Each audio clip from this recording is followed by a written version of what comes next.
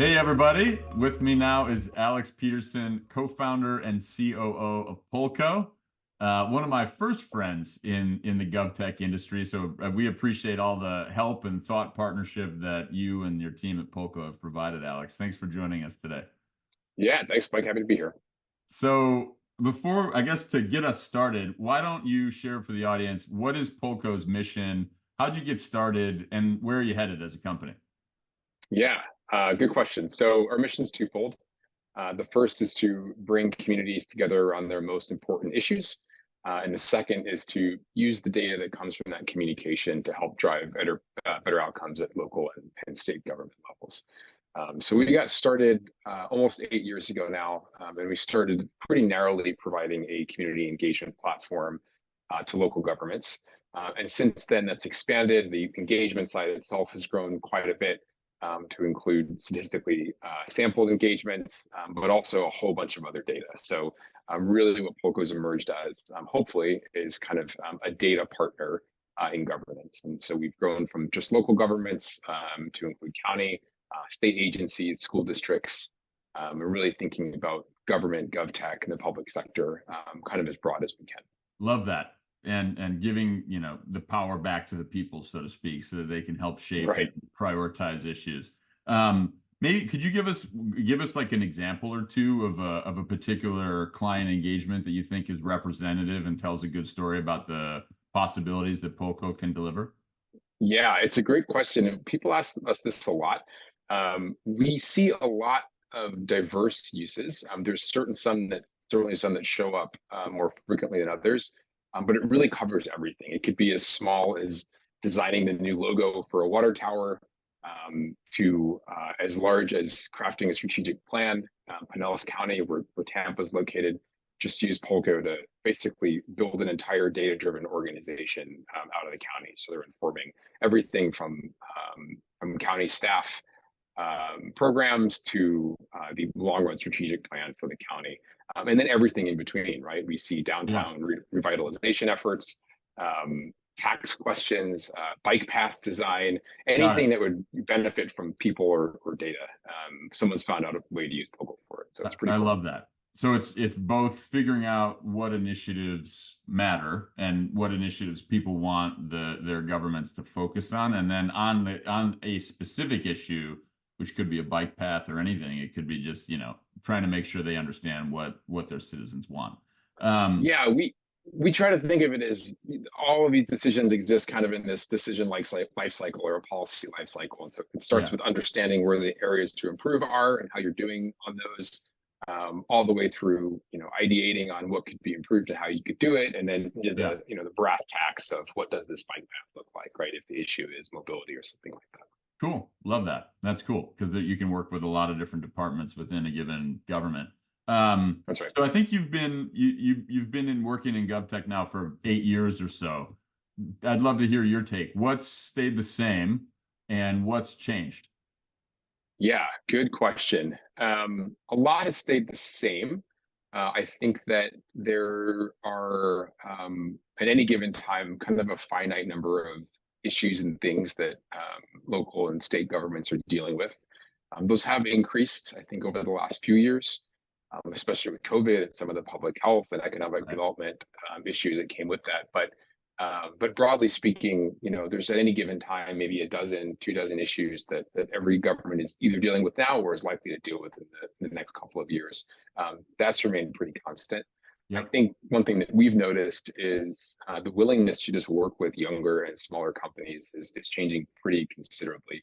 Hmm. I think part of the reason is there's just more of those smaller companies now. And I think when initially it was the case, maybe there was some skepticism about working with smaller companies or smaller products and technologies. But as the number has increased, and I think as they've proven out to be very valuable in the initial communities that they were adopted in, everyone just kind of got more comfortable with it. And then you'd see International City Managers Association starting to partner with some of these companies, which further added credibility. And so now Yeah. I think there's a really nice, healthy ecosystem where you've still got the big players, the GovTech companies that have been around for decades, Yep. but you've also got a really nice, healthy world of younger companies at various stages that are being used across the country and the world.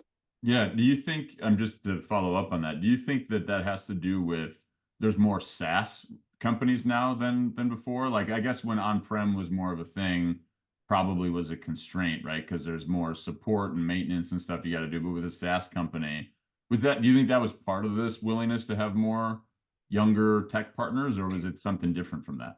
I, I think that was a necessary condition. I think what also helped was an increasing number of companies specifically looking to help governments. Yeah. There's a lot of cases, there's a lot of off-the-shelf private technology that was SaaS, but maybe something about the dynamic of it, the Yeah. privacy, the records, it wasn't quite right for government. But then Right. when a GovTech version of that product came, it suddenly was really valuable to Yeah. government. So both those things, I think. So on the growth side for you guys at Polco, um, from your perspective, what have been some of the hardest challenges, or even speak more recently, what's been the hardest thing about selling into government for you guys? Yeah, I think the hardest thing is just how busy and short-staffed most governments are, right? They're juggling Yep. budgets and public meetings and planning and hiring at the staff level. Right. And it's still, I think, in many ways, a very in-person career path, whether with the residents or within the city staff, for example.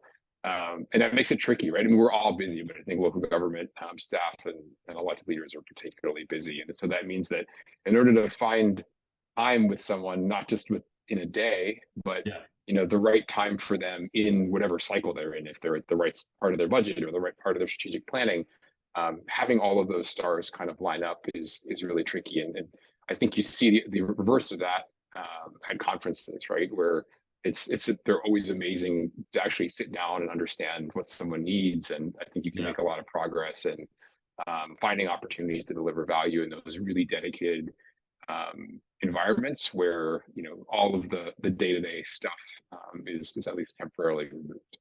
Yeah, for sure. And you talked, I know in the past when we've spoken, you've said, different from the private sector, obviously governments have a lot of information that is publicly available. When their fiscal year ends, probably when they're going to be budgeting, what's in their strategic plan, what's in their budget.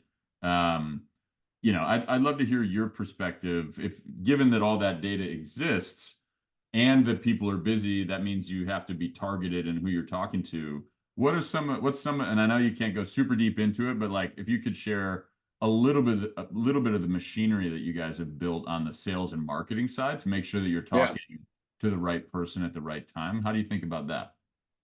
Yeah, I mean, you said it at the end. That's our goal is to make sure that we're reaching out to the right person, talking to the right person who has the right need at the right time. It doesn't do us any good if we're bothering someone because the timing isn't right. It doesn't do them any good either.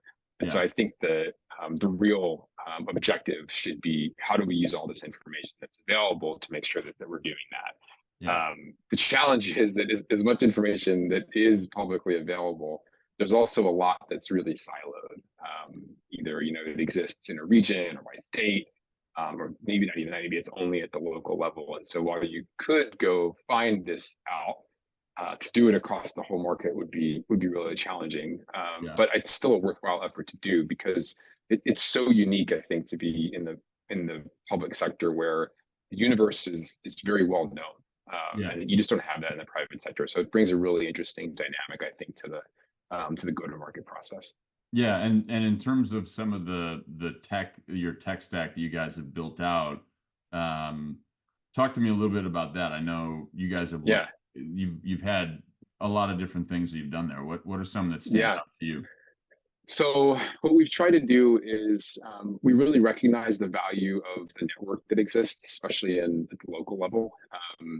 Yeah, And there's oftentimes, formal regional partnerships or even informal ones where city managers in a similar region all know each other. Maybe they work together on certain things.